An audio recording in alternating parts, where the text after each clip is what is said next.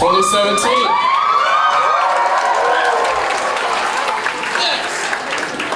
Our theme this year was ageless. Always good enough, loving endlessly, serving selflessly. So today we're going to have 3 skits followed by 3 people speaking. So I'll open us up in a word of prayer.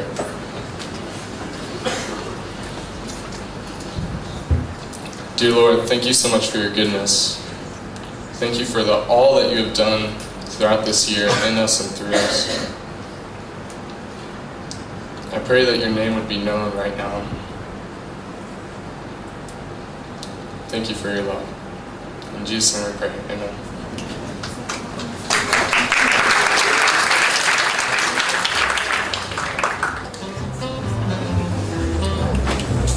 Age. Something important if you plan to vote. But that type of age is not what I'm talking about today. A-G-E are the first 3 letters in the class of 2017's acronym Ageless. It stands for always good enough. Now, there's good enough. Like, you don't really mean to do that well on something. And then there's good enough. Like you're proud of a job well done. Let's watch as these 2 seniors demonstrate what age really is, or isn't.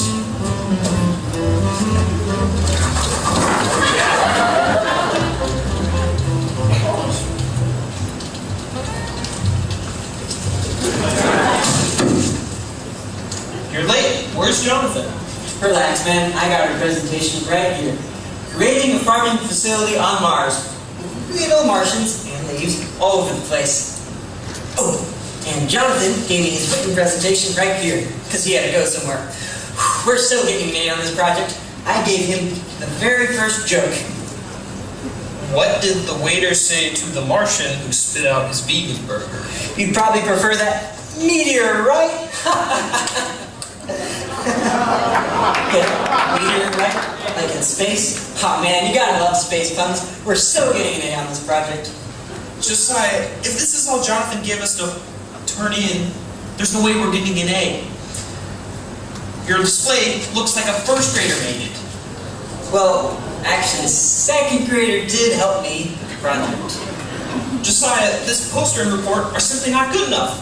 I've spent hours creating a video explaining the engineering challenges of construction in a low-gravity environment, explaining a self-regulating water supply, creating solar panels with heating and photosynthesis enhancing capabilities.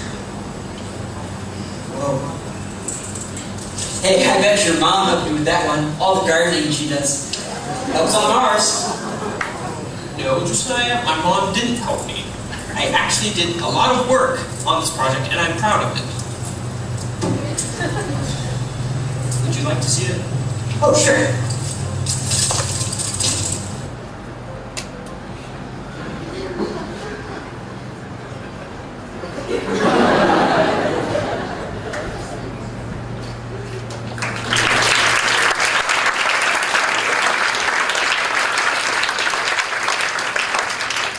I helped Jonathan write that report.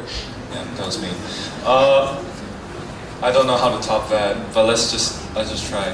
I know none of you get enough sleep, especially we sing. So this is for you guys. Doctors say that taking regular naps keeps you young, especially if you take them during Mrs. Chin's class.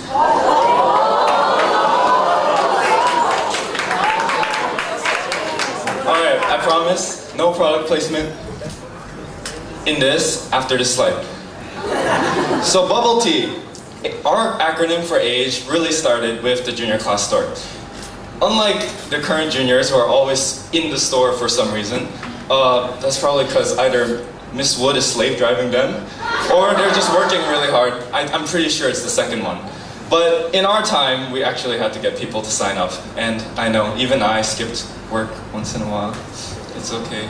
But this thought really came about when there was one incident when Jared and I had to run the entire store by ourselves making bubble tea, and selling candy to elementary students. That's just enough said. But I know that everyone here knows that once you work hard enough, or once you're in that kind of situation, your results don't really turn out very well. You get whipped cream everywhere, your bubbles start sticking to things that they shouldn't be sticking on, and you get just a complete mess. So, seriously, that's how this came about, and Jared somehow turned it into a fabulous acronym, always good enough. You give a drink, it's good enough, we tried. But seriously guys, if you listen to what I have to say today and take it into heart, and the parents will probably agree with this, you'll have practical ways for your work ethic to become better, and you'll be happier, promise, even with less sleep. So, dreams don't work unless you do. There are two things that can be good enough. One is your work, and the second one is your worth. So work. Everyone has a dream. Usually, in high school, they're nightmares, but we all have dreams. You have to work hard for your dream. Now, picture working hard as that Asian kid in that class who has a 99 and he misspelled a word, so he got a point off and he's fighting really hard to get that point back. That kind of working hard. You try your very best. That is what working hard is. And oftentimes it takes many different shapes and forms, and when you graduate, working hard might be earning a lot of money. It's rough, it's tough, and there are students out there who, if you become a teacher, just don't cut it. So working hard takes a lot of grueling patience and hard work. That's why it's called working hard. But you also have to work smart. It's not always you think like an engineer. It's if you're doomed for physics and you know absolutely nothing and tomorrow's your final, what's the point of studying for it? There's no point. You'll just stress yourself out more and you'll end up doing worse. Sorry, Mrs. Rogers. It's not your fault, it's theirs. So working smart is actually a very important part because you can work really, really hard in the last 5 minutes. And what results will you get? Okay? And last one, you don't give up. Now, not giving up, it's cute, okay, it's just a mouse. Not giving up doesn't mean you do something again and again and expect something different. That's called insanity. That's what Albert Einstein said. See, that's smart. Never giving up means you try again and again, changing your ways once in a while, fix your problems so that you can overcome what's stopping you from succeeding. That's what working hard is. So when you put your hard work in, when you work consistently and you work smart, the results will come. Don't just work really hard for results. The results are results. By definition, they come about because of your hard work. So don't be too stressed about getting the 100. If you put your effort in, I guarantee you, you may not get 100, but you'll get something worth it. So now your worth. You are always worth enough. At least that's what I believe. But it's up to you. You can either choose to always be worth enough, or never be worth enough. It's really up to you. And the two choices come really easily. If you're the type of person who loves yourself, I kind of have that problem, and you believe that everything you do is worth it because I'm doing it, because I'm the best, or I'm really good at something, you're doomed to fail. Can anyone do that? So what if you're flexible? There's always going to be someone better than you. There's always going to be someone smarter than you. That's just how life works. I'm sorry. And even an Olympian will get old and someone will overcome that Olympian. Sorry, Usain Bolt. So, you guys, I push you, I urge you, don't put your worth in your own abilities. And if it's not yourself, some people have a tendency of serving other people as their life goal. Sure, God says, serve other people, love them. That's good. But don't make that your life's purpose. Because guess what? There are going to be people out there who you can't help. People out there who you don't know about and you can't help. And what happens then? Your worth disappears. Anything you do, if you put your worth in it, you'll come out of a worse state than when you got your first global studies quiz back. It's just awful. You'll end up there. So don't do it. But you are worth it. And this is what I believe. 1 Samuel 16 verse 7. But the Lord said to Samuel, "Do not consider his appearance or his height, for I have rejected him." The Lord does not look at the things people look at. People look at the outward appearance, but the Lord looks at the heart. Your worth is what you choose. You choose to be worth it when you believe that someone gave you that worth that cannot be taken away. For God so loved the world that he gave his one and only Son. Often we go to Bible class, ha ha ha, yes, I memorized this. Okay, but what does it really mean? It means that God loved you enough. He saw your worth. And he said, "I will die for you so that you can be brought back and so that you can know that you have worth. I did something so that you know that you have worth." That is what he did for us. And lastly, but God demonstrates his own love towards us in that while we were yet sinners, Christ died for us. Again, God loved us enough and saw our worth regardless of what we did. Even the best Romans to the filthiest Gentiles, he loved them all and he came for us all. So even if you're not a Christian and you don't accept Christ, just remember, if you remove yourself from your achievements, if you remove yourself from putting your worth in other people and what you do for other people, you will find worth you need to find worth in something else. And I urge you, you're worth it because God made you and we're his creation and he died for us for that reason. Thank you.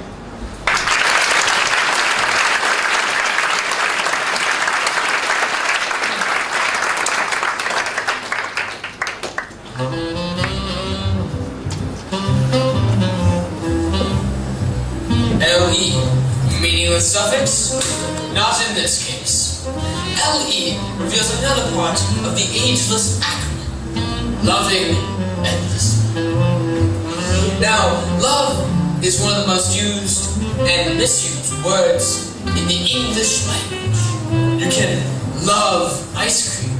You can love your dog. Or you can love a human so much that you die rather than disappoint. That is loving endlessly. Or something like that. Now let's see what our friends are up to in matters of loving endlessly. No, it's okay, Avery. I didn't play with that frisbee that much anyways. No. I'm just glad you didn't get hurt when that pack of wild dogs attacked you and destroyed the frisbee. Yeah, I guess I'll see you next Saturday then, at the park. Right, bye. Was that Avery, the kid from the compound who steals or loses anything that you take to the park? Well, I know everyone sees him as an annoying kid. When I look at Avery, I just see a kid who has a huge potential. His parents don't seem to care about what he does or where he goes. I just want to show him that he's worth for something, show him some kindness, and hope that he sees the difference of how true friends treat each other. Well, one thing's for sure, you're never going to see that frisbee again. Didn't he try to take your phone a few weeks back? I'll admit he's a pretty messed up kid, but I want to keep reaching out to him, keep showing him not everyone wants to return evil for evil. He does live in a pretty bad neighborhood. Well, maybe I'll come with you Saturday and show him some baseball.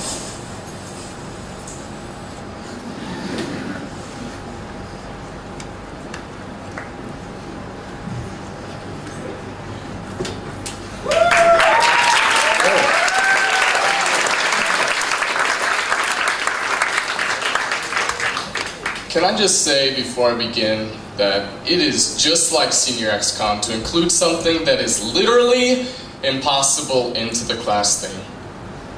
Loving endlessly? Like Jared, we get it, you took 12 APs, you're an overachiever, but what about the rest of us? How about loving sometimes, or loving only when others love us back, or loving when we feel like it? It wouldn't make as cool of an acronym, but at least it would be accurate. Some of you are like, I can love endlessly, as long as what I'm loving is puppies and cookies, but what about loving others? What about loving those who hurt us and annoy us? That's hard.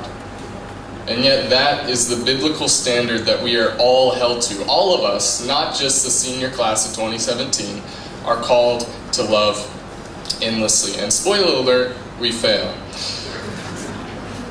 But before we talk about love, let's define love, and where better to go than the chapter of love in the Bible, 1 Corinthians 13. This chapter is perhaps the most popular passage on love in the Bible, and it's most often read at weddings, and cross-stitched on pillows, and hung up on newlywed walls, like even my parents have one. The butterfly is a nice touch, I have to say. But this chapter doesn't just apply to married couples. I mean, it does apply, it applies to them, but it also applies to all of us. So let's go ahead and jump in. 1 Corinthians 13, 4 through 7. Love is patient and kind. Love does not envy or boast.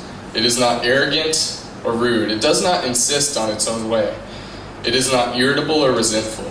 It does not rejoice at wrongdoing, but rejoices with the truth. Love bears all things, believes all things, hopes all things, endures all things. Wow. Is that how you're loving? To make this more personal and to see how we measure up, I want you guys to replace the word love with your name. Ask yourself, is this how you, your friends, your siblings, your parents would define you? I'll go ahead and do it. Jonathan is patient and kind.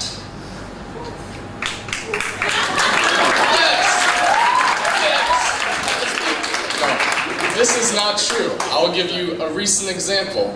Last week in the chapel, there was Milo at the very back. People were walking in and they were lining up to get their Milo. I saw the long line as I was coming down to chapel, and I squeezed into the door, saw the Milo, cut to the other side of the Milo, grabbed a cup, and filled it up. I was that guy. And as I was taking my sip of Milo, a sophomore told me, "Is that senior privilege?" She asked me, "Is that senior privilege?" And I was like, oh snap. My bad. For the record, that is not senior privilege. That's called being impatient and selfish. Let's continue. Jonathan does not envy or boast. Well, once again, that is a lie. I get jealous of other people who are more talented than me. Jonathan is not arrogant or rude. You can just ask my parents on that one. Let's skip to the last verse. Jonathan bears all things, believes all things, hopes all things, endures all things. Are you like me? Do you get tired when you read that? Like, love hopes all things, endures all things, believes all things? Like, no, a lot of times I live my life based on my own feelings. And that's not good. And if we're honest, we've all failed to love others like this. If I asked your parents or your siblings or friends, they could probably point out some of the ways that you aren't loving them. And likewise, you could probably point out some of the ways they're not loving you. But the reason for this isn't to beat ourselves up and to feel bad about it, but it's to show that we're all sinful, we're all broken, we all fail to love others. And this isn't just the problem for the Dalat community. This is the case for the whole world. I mean, just look at the news. We just had another terrorist attack recently. And all throughout history, it doesn't matter which people group or nation you're a part of, like, we've all sinned and fallen short of the glory of God.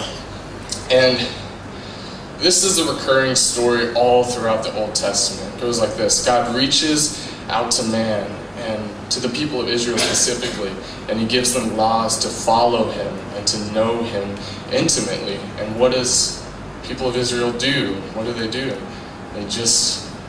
They constantly rebel, and they turn away from God, and they choose their own way, which ultimately leads to destruction and mayhem and chaos. And yet, through the sinful people, God promises that he's going to send one, the Savior, who would be able to fulfill the law. And he came to restore and redeem humanity, and that person was Jesus. Jesus loved endlessly. Though he was rejected and beaten and cursed, and He died the most painful death imaginable. He loved to the end. With his last dying breath, he said, "Father, forgive them, for they know not what they're doing." That's a love that I can't even imagine. And Jesus was the only one out of billions of people who have walked on this earth to love endlessly. And he claimed that he was the way, the truth, and the life. And no one could come to God except through him. And he didn't just die on the cross, he rose again on the third day. And he came to save us from our sin that will lead to our deaths. Romans 10:9 and 10 says, "If you confess with your mouths that Jesus is Lord and believe in your hearts that God raised him from the dead, you will be saved." Salvation isn't our own doing. We've all failed. We've all missed the mark.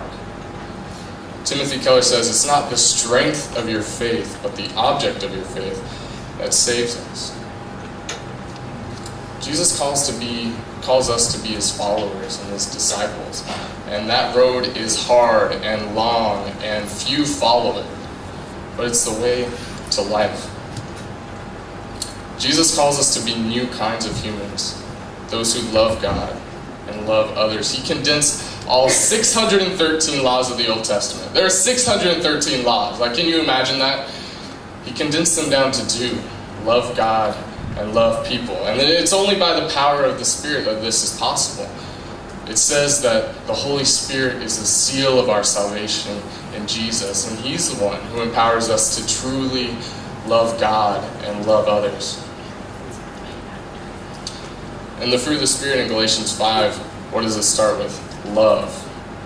It's only through the Spirit that this is possible. And we still fail on a regular basis. I still cut in line, get my Milo, I'm impatient, and I fail. We all fail. But we're saved. And we're continually being sanctified. And we're being renewed in the image of God when we're found in Christ. And that is exciting. Would you pray with me?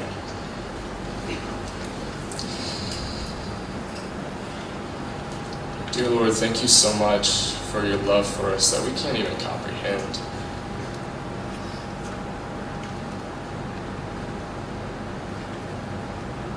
Lord, I thank you for the hope of heaven, that those who are found in Christ, all of this will all be renewed and restored, and we will be in the direct presence of God, which means that we will be with love endlessly, and will finally be able to love endlessly. Amen.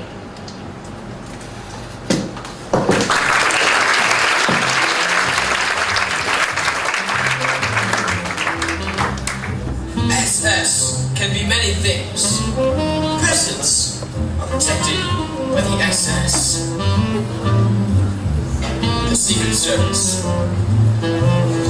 Or can be an angry cat trying to claw your bare leg. Ah, back, vile beast. But neither of these are the SS the class of 2017 wants to share with you today.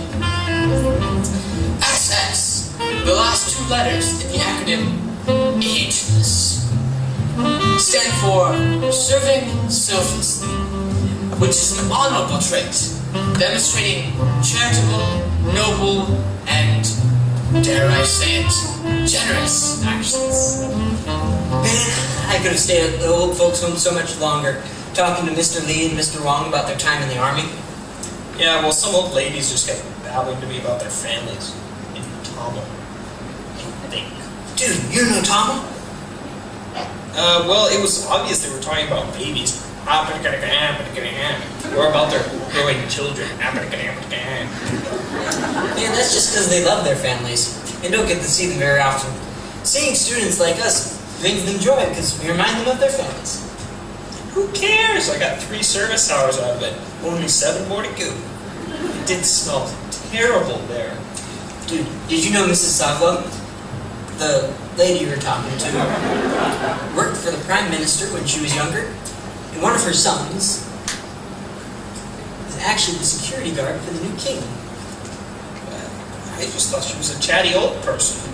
I didn't know she was significant. Daniel, everybody's significant. It's just that we all have stories to tell, and Old people have lived longer than us, so they have more stories. Maybe next time you want to get some service hours, we can both go and talk to Mr. Lee, Mrs. Sava. And have you met Mr. Kwan? He has a black belt in karate. But keep him away from the karaoke. He sings as bad as you. I don't sing in public, so you'll never know just how bad I sing. But I think I'd like to check out the old folks with you next time. 7 hours to go. Might as well talk to the lonely old people.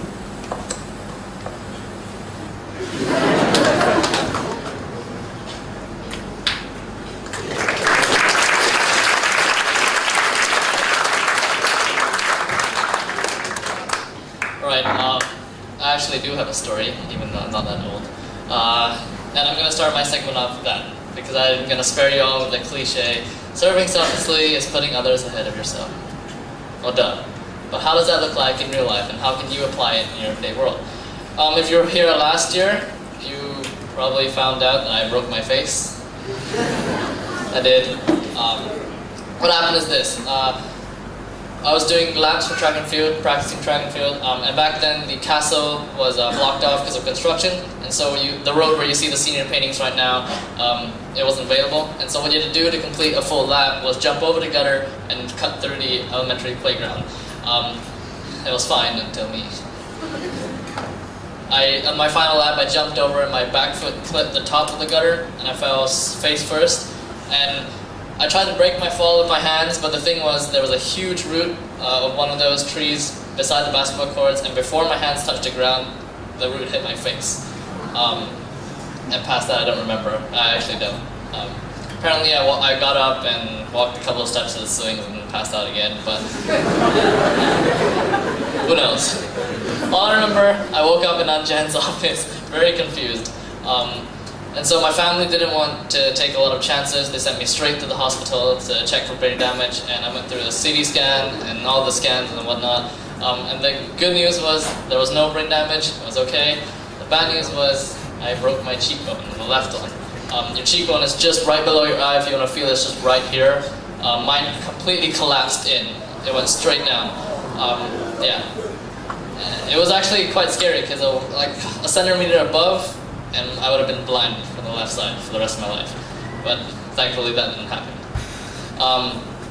But the surgery was also quite intense. It was kind of scary as well. What they did was they cut through the left side of my head. There's still a scar here. Cut up through my mouth and then placed 2 metal plates on my cheekbone and pushed it up. Yeah, you can imagine that was quite scary. But thankfully that turned out well as well. But that wasn't the worst part of my injury, because the worst physical part was that I had to go through 3 months of a liquid diet, and that's disgusting. I had Milo for breakfast, porridge for lunch, and soup for dinner. And let me tell you, if you don't put any solid things in, nothing solid comes out.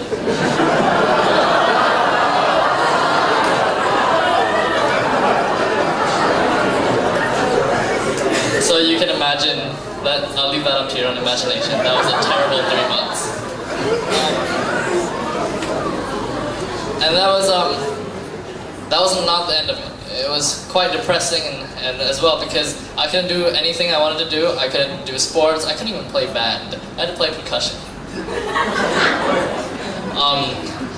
And it was just a tough time because I couldn't even move around. I couldn't risk anyone bumping into me and then causing more complications. And so I was stuck for 3 months doing nothing. But looking back now, I realized... Okay. My bad. Looking back now, I realized that there was a constant throughout those tough times, and that was my mom. And she's sitting back there right now. She was an anchor that pushed me really through that tough times, because what happened was when I fell, she was in Bangkok for a business meeting. 3 hours later, she was by my bed in the hospital. I mean, that was amazing. She took care of me. I was her #1 priority. She didn't care about her own body. You could tell she was absolutely exhausted, and she got sick multiple times throughout those months, but I was her son, and she needed to take care of me. And what she did was, because I had to go through that special diet, she would go out and buy all the food for me. She would come into my room and change my ice pack, because I had to ice it every 2 or 3 hours. She did all that, and she really truly embodied serving selflessly. But then I thought about it even more, and I realized that she did this all the time. The thing was, this injury just brought my attention to it. Before and after the injury, she would come into my room at like 12 a.m., 1 a.m. and ask me, "Do you need a?"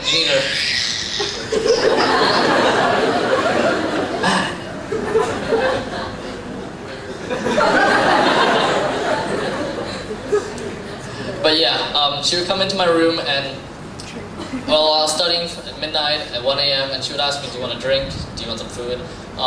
She would, if I needed a favor done, she would be the first one to volunteer, and she really did serve selflessly. She made it seem so easy, like it was nothing, but I knew it wasn't. And through her example, I realized that serving selflessly is really more of a matter of the heart than our actions. When you care so much about someone, you're naturally going to serve selflessly, right? So if you're approaching service as, I'm going to fill the 10 hours for graduation and 20 hours for that pin, then it's, well, great. That's all. But if you really care about someone, that's how you tie in the loving endlessly and serving selflessly. If you really love someone, your actions are naturally going to be that outpouring of that love, and you're going to serve selflessly. And so here's how you can apply it to your life. If you want to really serve people, change your mindset. Let go of the prejudice, the misconceptions, all the things that you think about someone else. Let go of all that. Just care for them. Love for them as your fellow human beings. And then you'll serve selflessly naturally. Let God work through you. Pray about it. Don't force anything. Don't be like, I'm going to leave this chapel right now and I'm going to help an old lady cross the street, and you wait by the street for like 10 hours. That's not going to work. Just love people. And then the serving selflessly part will come naturally. And so I want to end you with this. Ageless. Always good enough. Loving selflessly. Loving endlessly, serving selflessly. That's not even that. And so the class of 2017 would like to present our class gifts to Dalat. Y'all ruined all the umbrellas already, so we got you new ones. Please take care of them. Especially the basketball team. I saw you in one practice. What was that? The girls. The Dunru, he wanted to mention his name, made the tables that you see at the junior class store in front for you guys to wait for your milkshakes, because dang, that takes a long while. I'm just kidding. It tastes good. It's worth the wait. It's worth the wait. And also, we contributed our money to getting an ice machine for the gym. That would help the athletics program. Y'all can have the ice baths. I tried one of those. But not only the athletics program as well, the junior classes that would come up, they can just go to the gym straight and grab ice from that ice machine. That's it from my side.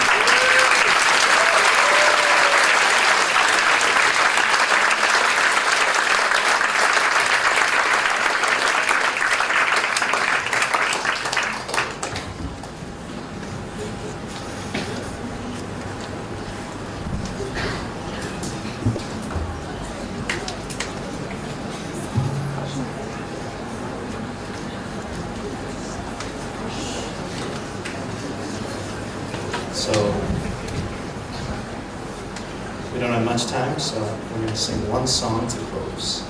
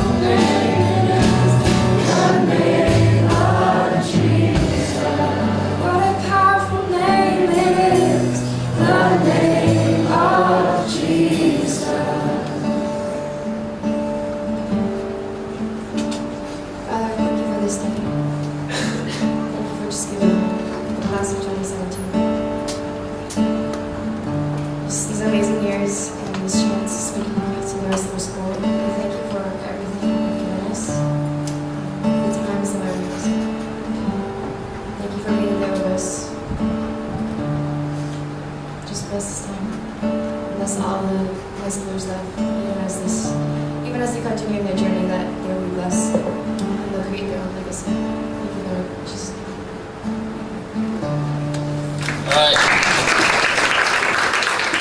4 p.m. in front of the gym. Be there.